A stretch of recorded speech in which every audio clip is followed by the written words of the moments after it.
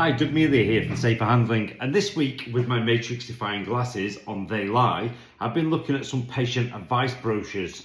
Now, I'm all for informing patients on what treatments they're going to face and what constitutes restraint or restrictive practices, as in chemical, physical or mechanical. But I have to worry when brochures have been put together and they've not been ratified, clearly not been ratified, or they've been given to people that aren't thinking about the consequences of putting images like this on the front. This is in the safety pod section and the mechanical restraint section. Now, safety pods are an excellent invention, pretty much indestructible, easily portable, an alternative to prone restraint and prolonged manual holding. Great bits of kit, and also good for sitting on, let's face it. This one's quite frightening because it's got these faceless characters that don't seem to have hands, but where they're putting the patient's hands just seems completely inappropriate.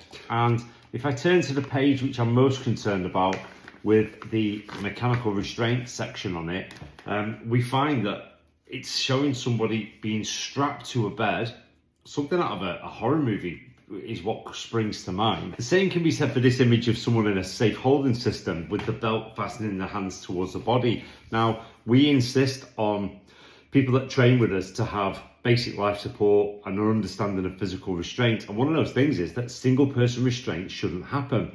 So if somebody's going to be putting something that their arms are restricted in, they need to be being supported by two members of staff, so that should they react, struggle, swan dive towards the floor, at least someone can take hold of that. The natural instinct will cause someone to put their hands out and prevent them from falling.